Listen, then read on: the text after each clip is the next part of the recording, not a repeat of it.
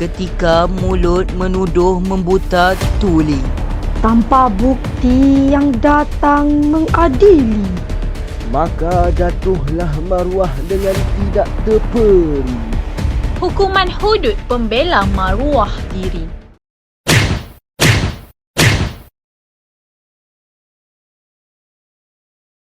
Bismillahirrahmanirrahim. Assalamualaikum warahmatullahi wabarakatuh. Saya Nur Syahila binti Saiful Izam dari DSI 4A.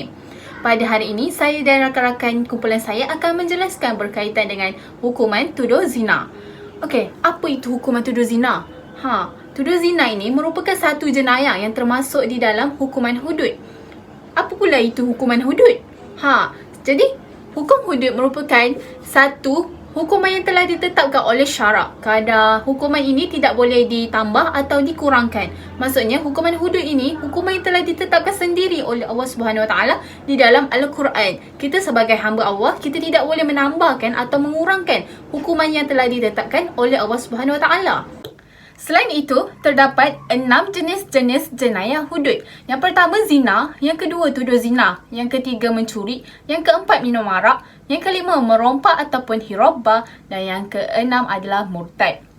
Okey, yang mana keenam jenayah hudud ni adalah berbeza hukumannya. Seperti yang telah dijelaskan oleh kumpulan 4 pada minggu lepas berkaitan dengan zina, yang mana hukuman zina bagi muhsan adalah direjam sehingga mati dan ghair muhsan disebat sebanyak 100 kali. Okey, jadi pada hari ini kita akan bincangkan pula berkaitan dengan hukuman jenayah hudud bagi tuduh zina. Yang pertama sekali, kita pergi kepada definisi tuduh zina, yang mana saya akan menjelaskan dari sudut bahasa dan istilah. Okey, sebelum itu, tuduh zina ini juga dikenali sebagai khazaf. Khazaf ini maksudnya tuduh zina lah. Khazaf ini merupakan perkataan dalam bahasa Arab. Jadi anda kata macam dengar perkataan haid khazaf ataupun mendengar perkataan haid khazaf tu, haid tu merupakan hukuman hudud lah. Khazaf tu tuduh zina, maksudnya hukuman tuduh zina. Cuma ia dalam bahasa Arab. So, kita pergi kepada definisi menurut bahasa, yang mana tuduh zina atau khazaf bermaksud melontar atau melemparkan sesuatu. Manakala dari sudut istilah pula, ia merupakan melemparkan tuduh zina kepada orang yang baik lagi suci atau menafikan keturunannya. Manakala menurut jumhur ulama, mereka mendefinisikan tuduh zina ini adalah melemparkan tuduhan zina atau liwat kepada orang yang baik lagi suci atau menafikan nasab dengan tujuan mencaci dan memalukan. Jadi berdasarkan dengan definisi tuduh zina ni, kita lihat kepada definisi menurut jumhur ulama, yang mana kita boleh katakan ada 3 jenis tuduh zina di dalam ini. Yang mana tuduh zina sendiri, iaitu, yang kedua tuduh liwat, dan yang ketiga menafikan nasab. Jadi 3 jenis tuduhan zina berdasarkan definisi tadi, saya akan jelaskan lah. Yang zina ni merupakan, kita tahu, persetubuhan di antara lelaki dan perempuan yang tak dikatakan sah, yang maksudnya belum berkahwin. Okey, manakala liwat ni pula hubungan sejenis, mana lelaki bersama lelaki, perempuan bersama perempuan. Okey. So kat sini tuduhan zina ataupun liwat. Okey, saya bagi 2 situation kat sini, mana ada Abu dengan Ali. Abu berkata kepada Ali, kau telah berzina, kau telah diliwat.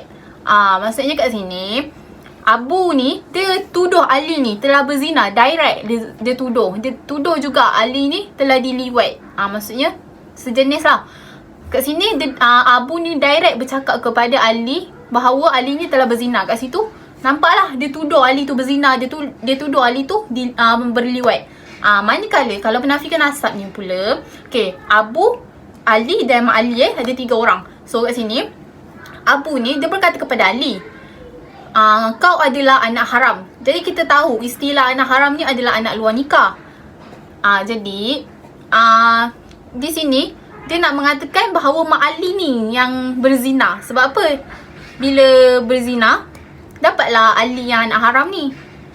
Itu maksudnya Abu ni dia menafikan nasab Mak Ali tu, dengan adanya Ali yang anak haram ni.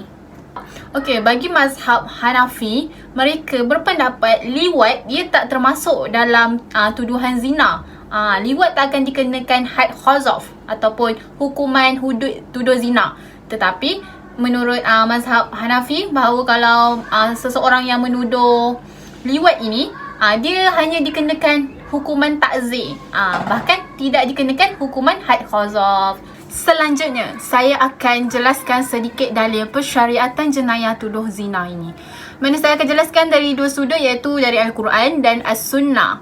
Okay, kita tengok kepada dalil Al-Quran yang mana Allah SWT berfirman, sesungguhnya orang-orang yang menuduh wanita-wanita yang baik, yang terpelihara kehormatannya, yang lengah lagi beriman, berbuat zina, maka ia dilaknat di dunia dan di akhirat, dan bagi mereka azab yang besar. Surah An-Nur ayat 23.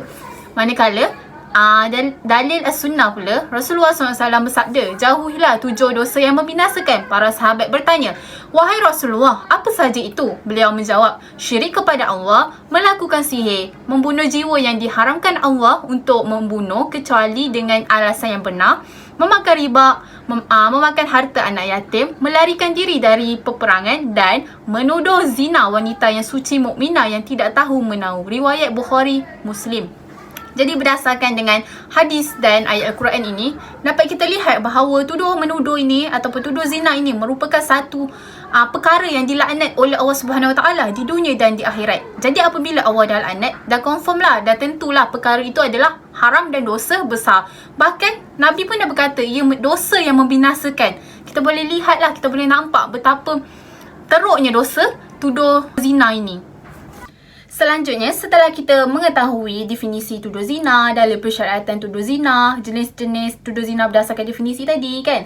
Seterusnya kita pergi kepada rukun-rukun hukuman tuduh zina. Rukun-rukun ni maksudnya perlu adalah perkara ni baru terjadinya hukuman tuduh zina ni. Kalau tak ada satu rukun, tak jadilah hukuman tuduh zina ni. Dia melengkapi antara satu sama lain. Jadi terdapat 3 rukun. Yang mana pertamanya perbuatan menuduh zina. Yang kedua, syarat-syarat mangsa dan tertuduh. Yang ketiga, niat melakukan jenayah. Kita pergi kepada yang pertama, iaitu perbuatan menuduh zina. Okay, perbuatan menuduh zina, di dalam topik perbuatan menuduh zina ni, yang mana rukun pertama ni saya akan jelaskan berkaitan dengan jenis lafaz tuduh zina. Kita dah tahu tadi jenis-jenis tuduhan tu ada 3 tadi kan. Sekarang saya akan jelaskan pula jenis lafaz tuduh zina, yang mana terdapat 3 jenis lafaz, iaitu lafaz soreh, lafaz kinayah dan lafaz ta'rid. Okey. Yang pertama, kita pergi kepada lafaz soreh. Lafaz soreh ini adalah merupakan tuduhan dengan menggunakan perkataan atau lafaz yang jelas, iaitu tidak mengandungi makna selain daripada zina atau penafian nasab. Contohnya, wahai penzina, atau hai kamu yang telah diliwat, atau bapa kamu berzina, atau ibumu berzina. Dekat sini kita boleh nampak bahawa lafaz-lafaz yang digunakan oleh penuduh tu, dia tak ada maksud lain. Dia tak boleh kita nak terjemahkan dengan maksud lain. Sebab apa? Dah terang-terang penuduh tu tuduh orang tu berzina. Dia tak boleh kita nak terjemah kepada benda lain lah. Memang dah jelas-jelas dia cakap orang tu berzina. Okey, itu lafaz soreh. Seterusnya kita pergi kepada lafaz kinayah. Lafaz kinayah ni adalah tuduhan dengan menggunakan perkataan yang tidak jelas. Ia boleh membawa erti zina atau selainnya. Contohnya, wahai si pemurah, atau wahai orang yang melakukan perbuatan keji dan terkutuk, atau wahai orang yang hina. Jadi kat sini, apa yang dia nak dikatakan tadi, kalau lafaz soreh tu dia tak boleh bawa maksud lain. Tapi kalau lafaz kinayah ni, ia boleh bawa maksud lain. Contohnya, kita tengok satu contoh yang mana wahai orang yang hina. Boleh jadi orang tu hina sebab apa? Sebab mungkin dia mencuri, mungkin dia tak hormat mak ayah dia. Dia tak semestinya hina tu berzina. Hina tu boleh jadi perbuatan keji yang lain. Dia boleh membawa maksud yang lain. Dia tak semestinya zina saja. Okey. Itu lafaz kinayah. Manakala lafaz ta'rid ni pula, lafaz ta'rid ni merupakan lafaz yang mana tuduhan dengan menggunakan perkataan atau lafaz bentuk kata-kata sindiran. Supaya kita kenali sindiran ni perlilah. Contohnya, aku tidak berzina dan ibuku pun tidak. Atau adikmu sudah kurosakkan, atau aku telah rosakkan keluargamu. Dekat sini maksudnya, contohnya aku tidak berzina dan ibuku pun tidak. Maksudnya macam, contoh penuduh tu nak cakap macam ni, aku tidak berzina. Lepas tu dia macam perlilah, aku tidak berzina. Dia macam nak pantulkan berlawanan apa yang dia perlikan tu kepada yang tertuduh tu. Dia nak kata orang sana tu berzina, so dia perli, aku tidak berzina. Jadi orang sana tu, dia nak kata orang sana tu berzina. Itulah lafaz ta'rib. Dia sindiran ataupun perli lah. Okey, jadi apa hukum-hukum dia kan, macam nak tentukan kan. Jadi saya akan jelaskan mengenai kategori hukuman mengikut jenis lafaz. Yang mana lafaz soreh. Okay, kita tahu ada 3 lafaz kan. Okay, yang pertama lafaz soreh tadi. Lafaz soreh yang mana keseluruhan ulama' berpendapat bahawa tuduh zina dengan menggunakan lafaz soreh akan dikenakan hukuman had qazaf.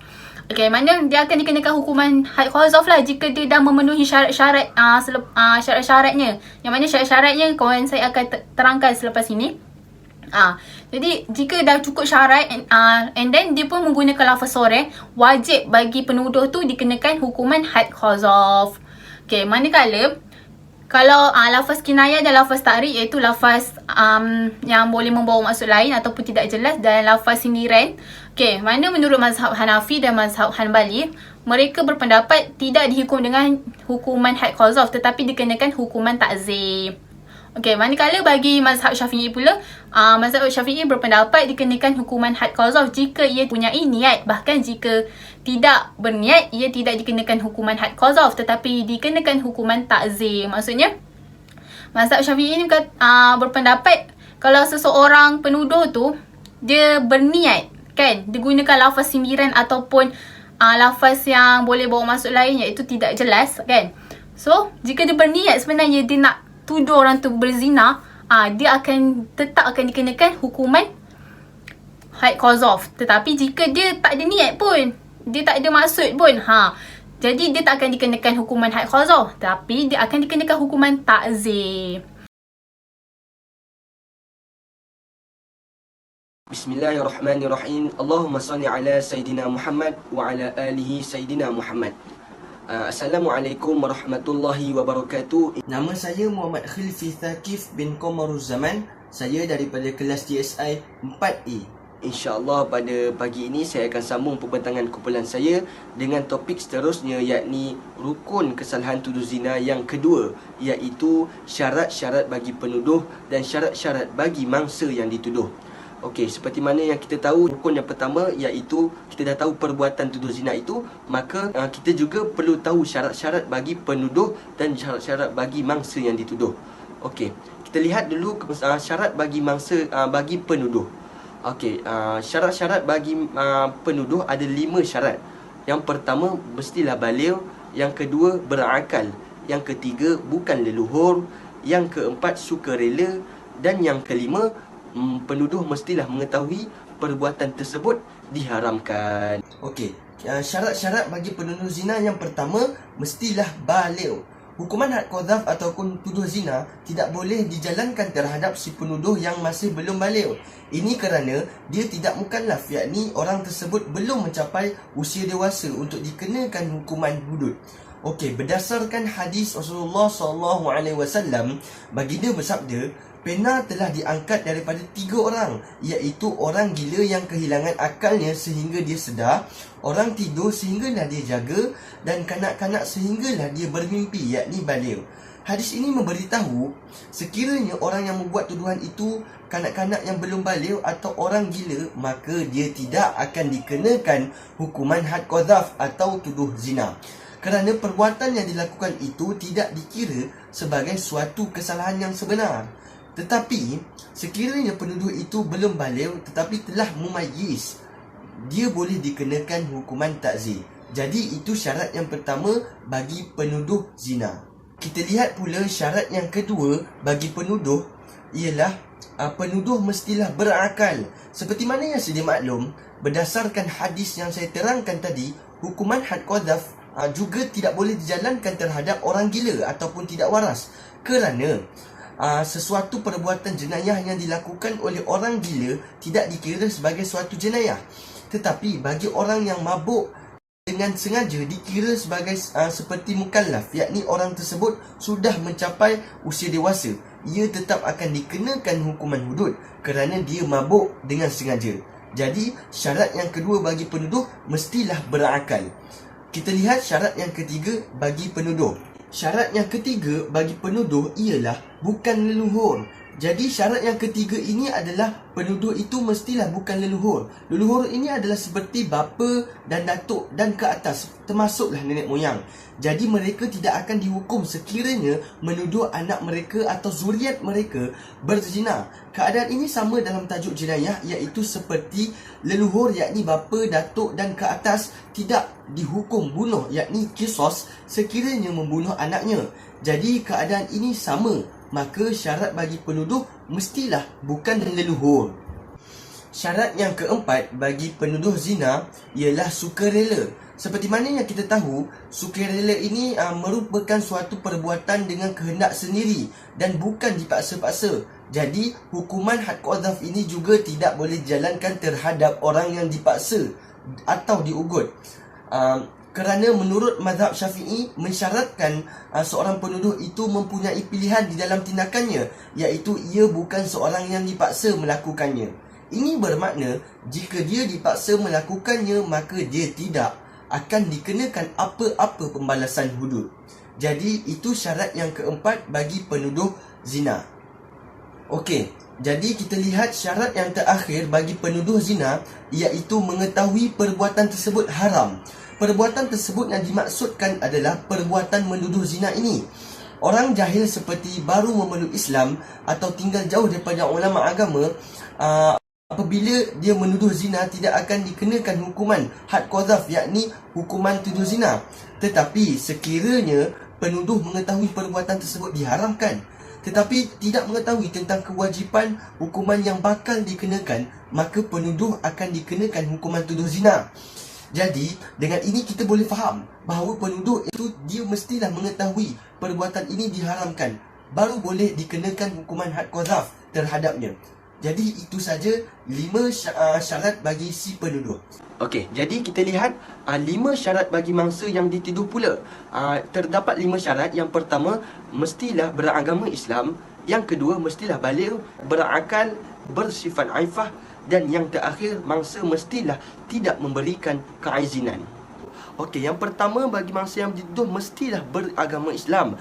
Hukuman tuduh zina ke atas penuduh hendaklah mangsa yang dituduh itu seorang Islam. Kerana sesiapa yang menuduh orang kafir bukan orang Islam melakukan zina, maka dia hanya akan dikenakan hukuman takzir saja. Jadi, apabila mangsa yang dituduh itu beragama Islam, maka penuduh akan dikenakan hukuman tuduh zina sekiranya penuduh menuduh seorang Muslim melakukan zina. Jadi, itu syarat pertama bagi mangsa yang dituduh, mestilah beragama Islam.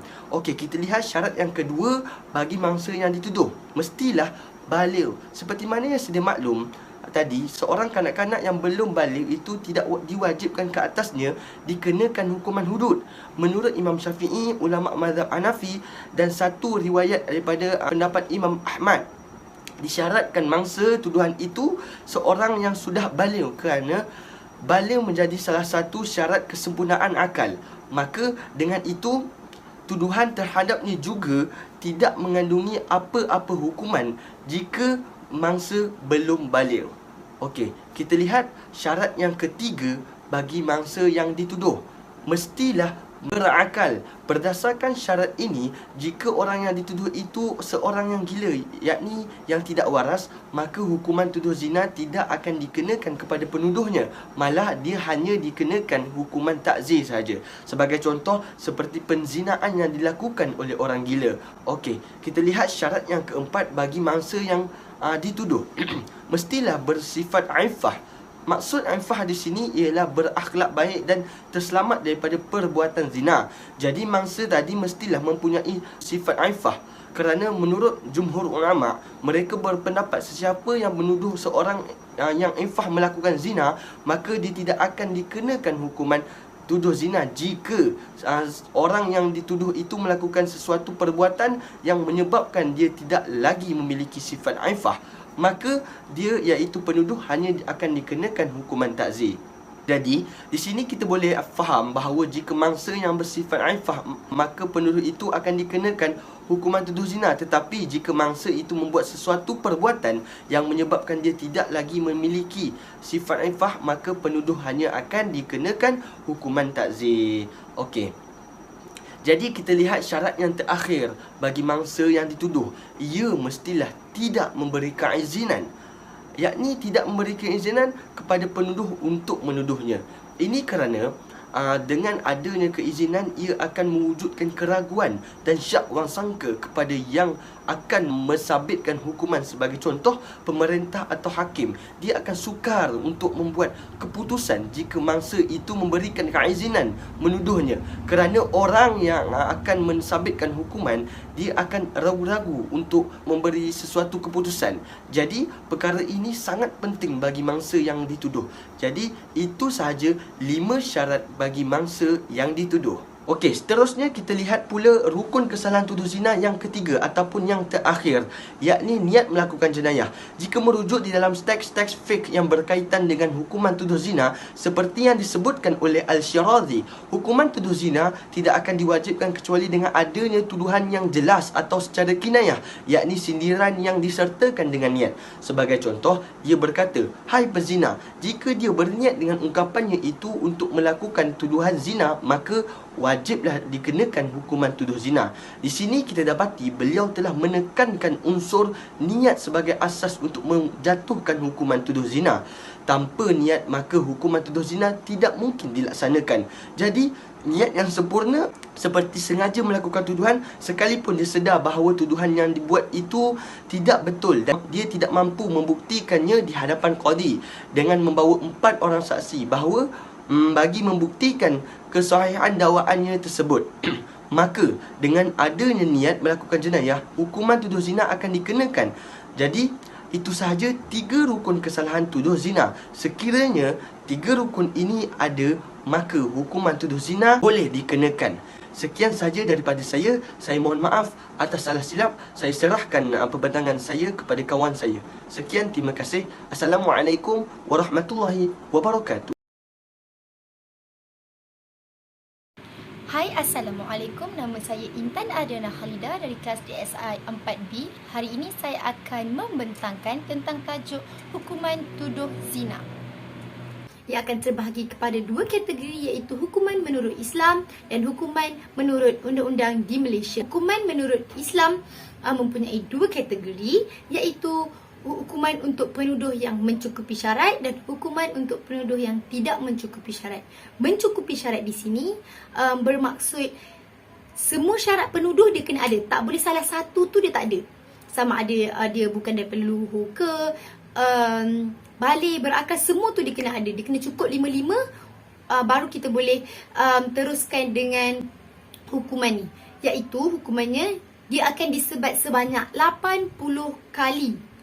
Caranya dan alat penggunaannya adalah sederhana. Orang yang menyebat dilarang mengangkat alat sebatan melebihi paras kepala ni dan menyebabkan daging terkoyak. Jika daging orang yang dipukul tu terkoyak, kita kena tunggu disembuh baru kita boleh jalankan balik aktiviti tersebut. Selain itu, orang yang disebah hendaklah memastikan diri dia tu sihat dan memakai pakaian tutup aurat kerana aktiviti ini dilakukan di hadapan khalayak ramai. Baiklah, seterusnya penuduh ni dia akan dihukum fasik. Fasik di sini bermaksud penyaksian penuduh tidak akan diterima sama sekali. Sama ada di mahkamah dia nak jadi saksi sebab dia nampak orang langgar, tak boleh. Sama ada perkahwinan dia nak jadi saksi untuk kakak dia kahwin, tak boleh. Selagi mana dia tak bertaubat, kita tak akan terima penyaksian dia. Menurut Imam Syafi'i lah. Kalau dia dah bertaubat, baru kita boleh terima penyaksiannya. Selanjutnya penuduh akan dilaknat oleh Allah. Allah memang dah cakap dalam Al-Quran, jangan lakukan perbuatan ini, jangan lakukan. Jadi sekiranya seseorang itu melakukan, dia akan dimurkai oleh Allah. Okey, sebab Allah dah bagi amaran. Seterusnya, kategori yang kedua, hukuman terhadap penuduh yang tidak mencukupi syarat. Dia tak cukuplah salah satu syarat tu. Mungkinlah dia tu leluhur kita, dia menuduh kita berzina. Jadi, dia akan dikenakan hukuman, tapi bukan hukuman hudud, iaitu hukuman takzir. Hukuman takzir bermaksud hukuman yang ditentukan oleh pemerintah. sama ada berkaitan dengan kebebasan iaitu penjara, berkaitan dengan tubuh badan iaitu gantung sampai mati, berkaitan dengan harta benda iaitu denda wang ringgit, ataupun hukuman berkaitan dengan ancaman. Hukuman menurut undang-undang di Malaysia. Seperti kita tahu, di Malaysia dia tak jalankan hukuman hudud, maka dia hanya jalankan hukuman takzir. Cukup syarat ke, tak cukup syarat ke, dia tetap akan dikenakan hukuman takzir. Dan di bawah bidang kuasa mahkamah syariah. Sebab kesalahan qazaf ini hanya ditumpukan oleh orang Islam. Orang yang bukan Islam, dia tak masuk campur lah. Kita hanya ambil tindakan terhadap orang yang Islam saja. Tetapi tak semua negeri dijalankan. Sebab dia ikut negeri itu tersebut. Sama ada negeri itu dikata kesalahan qazaf ini perlu dihukum atau tidak. Okey, seperti menurut Mahkamah Syariah Wilayah Persekutuan, orang yang mencukupi syarat akan dikenakan sebanyak RM5,000 atau penjara sebanyak 3 tahun atau kedua-dua sekali. Itu menurut Mahkamah Wilayah. Okey, menurut Mahkamah Syariah Pahang, orang yang tak mencukupi syarat, dia akan dikenakan hukuman sebanyak RM3,000 atau dipenjara sebanyak 2 tahun atau kedua-duanya. Konklusinya di sini, Malaysia diserahkan kepada negeri tersebut. Dia nak jalankan macam mana, dia nak hukum dalam kadar yang berapa. Jadi setiap negeri tu ada perspektif yang berbeza lah tentang hukuman qazaf ni. Seterusnya, perbezaan undang-undang Islam dan undang-undang di Malaysia. Okey, undang-undang Islam ni ciptaan Allah. Allah bersifat sempurna. Jadi, dia tahu apa yang kena dengan fitrah manusia. Sebab dia yang menciptakan kita. Jadi, ciptaan Allah ni sempurna lah. Berbanding dengan undang-undang di Malaysia ialah ciptaan manusia. Kita tak tahu kelemahan kita ni sejauh mana. Keberkesanan kita ni, sesuatu hukuman tu sejauh mana. Jadi, dia mungkin ada kekurangan dekat sesuatu hukuman tu. Okey, seterusnya undang-undang Islam ni dia lebih kepada mendidik kita supaya tak membuat lagi. Jadi bila jatuhnya hukuman, sesuatu hukuman tu, dia bagi kita kesan yang mendalam. Bukan yang sementara tapi mendalam. Contohnya, macam orang tu dia dah mencuri, lalu tangan dia dipotong. Pernah tak kita dengar orang yang mencuri, tangan dia dipotong, dia akan mencuri lagi untuk dia dipotong sebelah lagi? Tak mungkin kan? Macam kita tak pernah dengar orang melakukan kesalahan yang sama berulang kali di dalam, apabila sesuatu negara tu dia menjalankan hukuman hudud. Tak pernah lagi kita dengar seorang dia dah lakukan kesalahan sama 2 kali. Sebab Islam ni dia ajar kita benda ni berkesan dalam hati tau. Bukan untuk kita je, untuk semua orang sekeliling, siapa yang melihat. Macam contohnya kita tengok orang tu direjam sampai mati. Adakah kita akan melakukan dosa tu? Kita akan takut untuk melakukan. Okey, berbanding dengan undang-undang di Malaysia, dia lebih kepada menghukum dan membalas. Dia macam kita ni lebih membalas. Okey, dia buat yang kita tahu, kita balas je apa yang dia buat tu. Dan dia tak bagikan kesan yang mendalam pun. Orang yang mengamalkan hukuman macam takzir ni, kita tak tahu tau.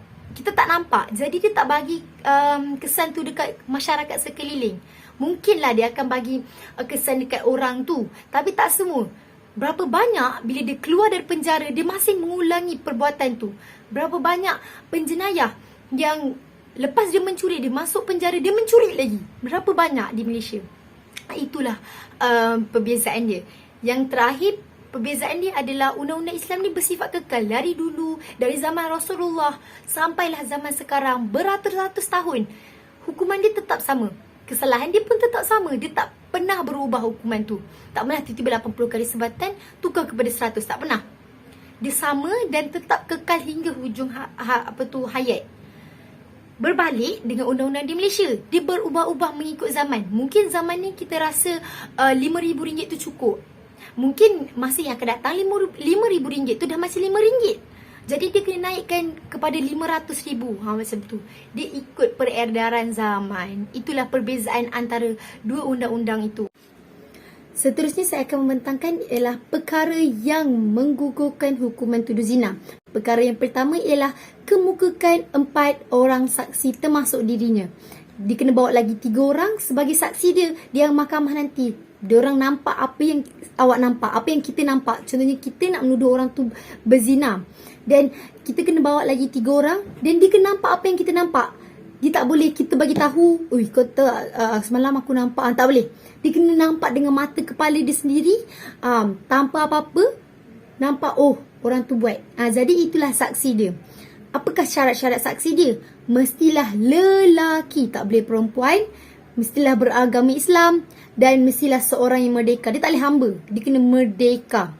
Seterusnya, perkara yang kedua ialah pengampunan daripada pihak yang tertuduh. Pihak yang kita tuduh tu dia dah ampunkan kita. Sebab hukuman tuduh zina ni ialah hak manusia. Kalau kita ni maafkan dia, maka dia tersebut dekat dia. Dia akan dikenakan hukuman. Cuma bukan hukuman hudud yang disebat-sebat 80 kali. Mungkin dia akan dibayar atau didenda, dipenjara. Okey, seterusnya perkara yang ketiga ialah ucapan sumpah li'an. Iaitu suami yang sumpah isteri dia. Suami yang cakap, yang tuduh isteri dia tu berzina. Sebab dia menafikan nasab dia. Jadi, bila suami yang menuduh isteri, dia tak jatuh hukuman hudud. Tapi dia jatuh kepada hukuman li'an. Hukuman li'an, apa akibat dia? Suami dan isteri tak boleh nak berkahwin selama-lamanya. Dia haram berkahwin. Tapi takkan disebat. Cuma hukuman dia akan jatuh kepada hukuman li'an. Itu saja daripada saya. Sekian, terima kasih.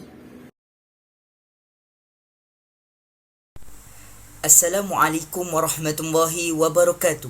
Nama diberi Muhammad Faris Aqahar bin Muhammad Azamin dari kelas DSI 4A. Baiklah, seterusnya adalah cara-cara menyabitkan hukuman tuduh zina. Saya bahagikan kepada 3 bahagian. Yang pertama, kesaksian para saksi. Yang kedua, pengakuan penuduh. Dan yang ketiga, sumpahan. Baiklah, kita masuk yang pertama, kesaksian para saksi. Saksi dalam tuduhan zina mestilah 4 orang saksi lelaki, merdeka dan Islam. Jika yang menjadi saksi tersebut 4 orang wanita, hamba dan orang kafir, maka kesemuanya itu akan dikenakan had khazaf. Di sini kita ketahui bahawa cara-cara menyabitkan hukuman adalah dengan 4 orang saksi lelaki, merdeka dan Islam. Jikalau selain daripada itu, maka kesemuanya itu akan dikenakan had khazaf. Saksi juga disyaratkan mendengar sendiri ungkapan-ungkapan tuduhan yang diucapkan oleh penuduh terhadap mangsa tuduhannya. Jadi saksi ini perlu mendengar ungkapan-ungkapan dengan teliti daripada tuduhan yang diucapkan oleh penuduh terhadap mangsa tuduhannya. Seterusnya, pengakuan penuduh. Maksud pengakuan di sini ialah pengakuan penuduh, bukannya tertuju kepada mangsa yang dituduh. Jika seseorang penuduh mengaku bahawa dia telah menuduh seseorang dengan perbuatan zina, maka dia akan menerima pembalasan had khazaf di atas pengakuannya itu. Jadi di sini pengakuan adalah pengakuan penuduh, yang mana penuduh mengaku bahawa dia melakukan tuduhan perbuatan zina kepada seseorang, maka akan dikenakan had khazaf kepadanya di atas pengakuannya. Syarat pengakuan penuduh itu mestilah daripada seorang yang sudah baligh serta sempurna akalnya, dan pengakuan hendaklah dibuat di dalam bentuk ucapan, bukannya tulisan dan isyarat. Jadi kita tahu di sini bahawa pengakuan penuduh perlu dengan ucapan, bukannya dengan tulisan dan isyarat. Kita masuk yang seterusnya adalah sumpahan. Maksud sumpahan di sini ialah sama ada sumpahan daripada penuduh atau daripada mangsa tuduhan. Kedua-dua pihak harus diminta bersumpah di dalam suasana yang tertentu, sama ada untuk mengenakan pembalasan had khazaf ke atas penuduh atau menggugurkannya. Jadi sumpahan di sini perlu angkat sumpah oleh kedua-duanya, tertuduh dan juga yang menuduh. Okey, supaya melihat bahawa mereka akan dikenakan had khazaf ataupun digugurkan had khazaf terhadap mereka. Imam Syafi'i dan ulama mazhabnya berpendapat jenayah khazaf dapat disabitkan dengan sumpahan apabila tidak ada bukti lain yang dimiliki oleh mangsa tuduhan. Jadi Imam Syafi'i dan juga ulama mazhabnya berpendapat bahawa jenayah khazaf ini dapat disabitkan dengan sumpahan jikalau tidak ada bukti yang lain. Baik. Seterusnya, kes-kes tuduh zina di Malaysia. Kes yang pertama, kes video songsang sesama lelaki, dan yang kedua, kes Umi Halfilda, iaitu seorang artis digambarkan seperti seorang pelacur. Kita masuk kes yang pertama, iaitu kes video songsang sesama lelaki. Kes video songsang antara sesama lelaki yang menjadi perbualan umum. Seorang daripadanya sudah membuat pengakuan bahawa dia adalah lelaki di dalam video itu. Mengikut undang-undang, pengakuan itu hanya terpakai kepada lelaki yang membuat pengakuan itu sahaja dan tidak boleh mensabitkan orang lain. Sekiranya pasangan lelaki itu menafikan perkara itu, iaitu seks luar tabi'i, maka orang yang mendakwa perlulah membuktikan perlakuan itu bagi mensabitkannya. Jadi kes ini adalah kes video songsang, yang mana di dalam video itu seorang daripadanya telah membuat pengakuan bahawa dia yang berada di dalam video itu. Baik. Dan dia juga menyatakan bahawa si fulan juga bersama dengannya, iaitu orang lain bersama dengannya di dalam video itu. Maka mengikut undang-undang, orang yang membuat pengakuan sahaja akan disabitkan hukuman terhadapnya. Bagi orang yang dia menyatakan bahawa si fulan itu, dia tidak akan disabitkan, melainkan dengan bukti, barulah dia boleh disabitkan hukuman terhadapnya. Seterusnya, kes Umi Halfilda. Kes Umi Halfilda binti Ali yang telah memfailkan tuntutan saman malu ke atas fitnah yang dilemparkan kepada beliau oleh majalah. Kenyataan yang dikatakan sebagai fitnah itu telah disiarkan menerusi sebuah drama yang menggunakan nama Umi Turman Ali. Drama itu dikatakan menggambarkan Umi Halfilda sebagai seorang pelacur. Tuduhan melacur juga boleh dikaitkan sebagai khazaf. Dengan itu, Umi Halfilda menuntut ganti rugi kerana fitnah itu menyebabkan beliau kehilangan peluang berkahwin kerana maruahnya terjejas. Jadi kes Umi Halfilda ini adalah menjadi punca utama tuduhan adalah majalah. Kerana majalah ini menyatakan bahawa di dalam satu drama yang meletakkan seorang pelacur yang bernama Umi Turman Ali, dikaitkan bahawa itu adalah Umi Halfilda binti Ali. Maka dengan itu Umi Halfilda binti Ali membuat tuntutan saman ganti rugi kepada majalah itu kerana fitnah itu menyebabkan beliau kehilangan peluang berkahwin kerana maruahnya terjejas. Baik. Seterusnya, hikmah persyariatan tuduh zina. Yang pertama, membuka mata masyarakat berkenaan hukum had khazaf. Ianya memberi pengajaran kepada masyarakat bahawa tuduhan zina ini adalah perbuatan yang keji dan termasuk dalam kategori dosa-dosa besar. Mungkin masyarakat sekeliling tidak memahami bahawa tuduh zina ini adalah suatu kesalahan yang besar. Mungkin melihatnya adalah suatu perkara yang kecil dan remeh, tetapi ini adalah perkara yang memberi impak yang besar buat rumah tangga seseorang dan keluarga. Baik, kita masuk yang seterusnya, hikmah menjaga kebahagiaan rumah tangga dan keluarga. Ini kerana seseorang yang dituduh akan memberi kesan yang amat buruk terhadap rumah tangga dan keluarga, yang mana dengan adanya tuduh-menuduh, ia akan menyebabkan kehancuran kebahagiaan di dalam setiap rumah tangga dan keluarga atas sebab maruah keluarga yang tercemar. Ini kita tahu bahawa jikalau kita menuduh seseorang dengan tuduhan zina, apatah lagi dengan zina, maka ia akan menyebabkan keluarga itu tercemar dengan buruk. Namanya bukan sahaja seorang, malah satu keluarga, satu rumah tangga akan buruk dan tercemar kerana tuduhan zina yang tidak berasas ini. Seterusnya, membela nama baik masyarakat Islam serta maruah seseorang. Memelihara nama baik masyarakat Islam dari terjebak ke lembah kehinaan akibat dari tuduh-menuduh dalam soal kelucahan dan begitu mudah mengungkapkannya.